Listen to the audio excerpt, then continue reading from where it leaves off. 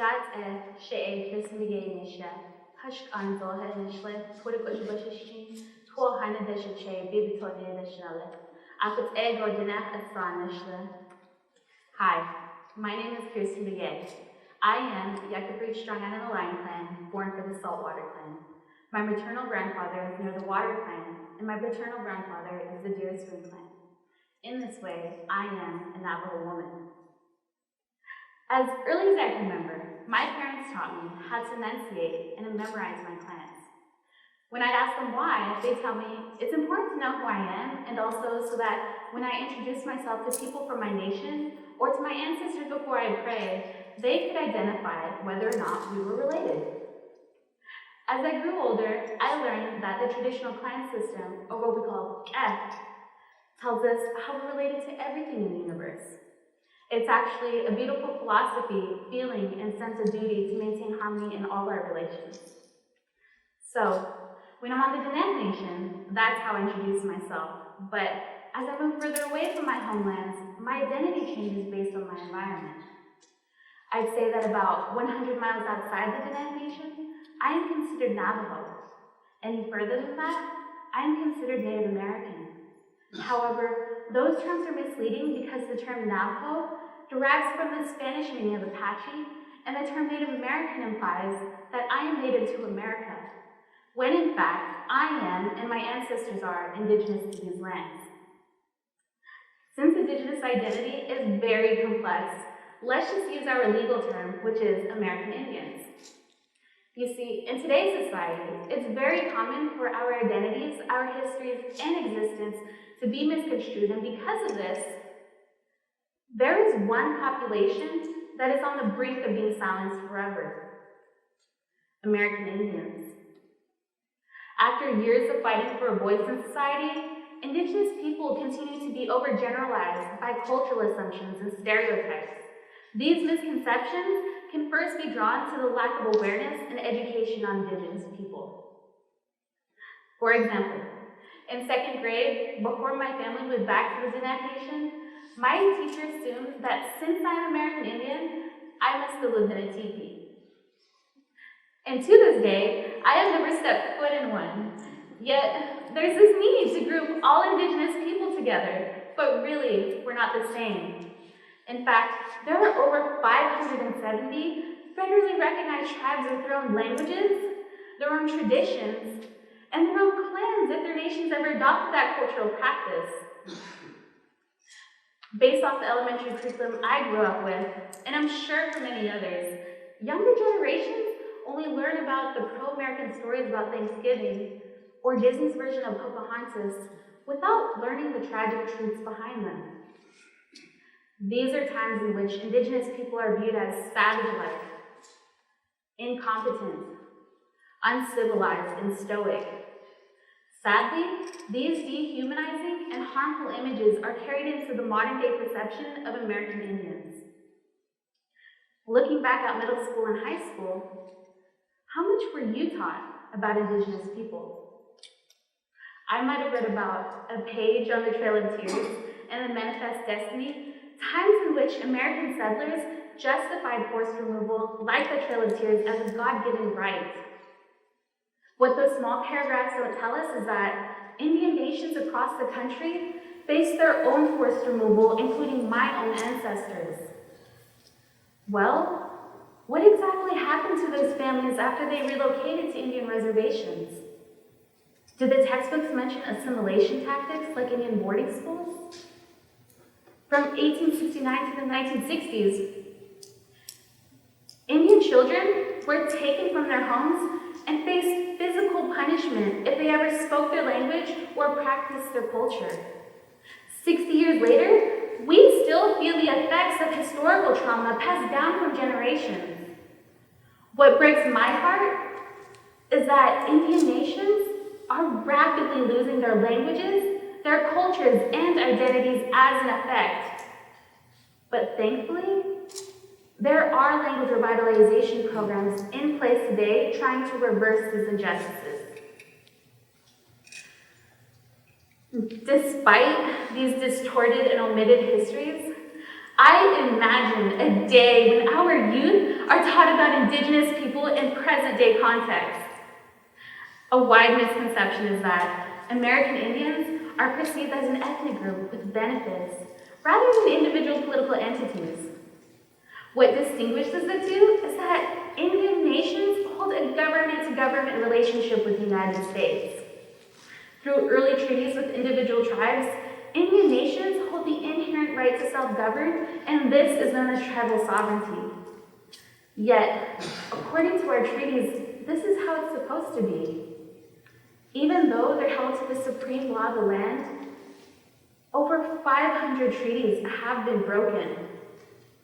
And what many of us may not know is that there are actually federal laws and Supreme Court cases in place today that restrict American Indian nations from moving forward. This can be seen in 3 foundational court cases known as the Marshall Trilogy. In the early 1800s, the Supreme Court justified the seizure of Indian lands, imposed federal regulation over Indian lands, and diminished tribal sovereignty. In these court cases, we are recognized as fierce savages and Indian enemies. Language that is later used in court opinions and even in our U.S. Constitution. As an American Indian woman, this is how my rights are defined. Yet, research shows that judges, along with state and federal policymakers, have little to no knowledge on this history. What's surprising is that this lack of knowledge extends to both American Indians and non-Indians alike. Just like everyone else, I didn't learn about this. In fact, when I graduated high school, I wanted to become a lawyer, so I majored in business law. During my second semester at Arizona State University, I took a course called American Indian Sovereignty in the Courts. And each day, my mind was blown away because I was learning about myself, about my community, and about my history that had never been explained to me before until I took a college elective. You see, this reclaiming of identity, along with personal challenges, made it difficult for me to adjust in a college town. For most of my college experience, I felt misunderstood, and I was afraid to be myself. Slowly, I could feel myself withdrawing from others, without knowing at the time that I was experiencing culture shock. After an entire year of hiding in my dorm room, I became completely invisible. The next year, I continued to blend in, but something in the back of my mind kept telling me I should be doing something more. So during my junior year, I decided to step out of my comfort zone and apply for prestigious internships. You see, upon discovering my voice, I was willing to take that shaky gut feeling and racing heartbeat also that I can find ways to help Indigenous communities. After so many interview rounds, I was selected to intern with the Arizona Department of Gaming and the town of Gilbert for 1 year and 5 months. As I continued to challenge myself, for the sake of my people, I surround myself with incredible mentors that provide me with the right tools to take on the world. Each day, they encourage me to embrace authenticity, to break down artificial barriers I create for myself, and to ultimately lift others up around me. Recently, these teachings came into play when I scheduled a visit with my old high school instructor from Chinle, Arizona, to speak to his AP English students. You see, once I discovered my voice, I was eager to share all this information with younger generations so I could help impact communities one student at a time. Growing up without a park, a recreation center, or a library, I never speculated why we lacked these resources. Curious to see if there was any change, I presented this slide on a screen behind me and asked the students, how many of you wish we grew up having something like this? All hands were in the air and all eyes were on the screen. My question for you today is, do you know why these intelligent, college-bound students never questioned our ways of life? It's because we're taught to think our communities without opportunities are okay. So I took it upon myself to share all the key takeaways that I learned from my courses. I broke down years of federal Indian policies, connecting the dots as to reasons why certain communities live in poverty, fight for resources, and face challenges in building a better quality of life. At one point, I had to share the everyday tragedy that American Indians must face. It's that instead of being represented as resilient and worthy of a voice in society, we are characterized by stereotypes, Halloween costumes, and mascots. I had to be direct with them when I told them that every single day is a struggle. Not too long ago, at the Arizona State Capitol, most Arizona legislators didn't even show up to a ceremony dedicated for Indigenous leaders to give their State of Indian Nations address. Just a few days ago, a bill was proposed that would cut Indian scholarships by millions, even though that's the only source of funding for many Indigenous students. And I have to admit, this does become overwhelming. But this is where education and awareness needs to step in. As an advocate and scholar, I truly believe it is our generation's responsibility to educate and spread awareness on American Indian rights and history from an Indigenous perspective. So then, I ended the presentation exposing the students to the strength of our people,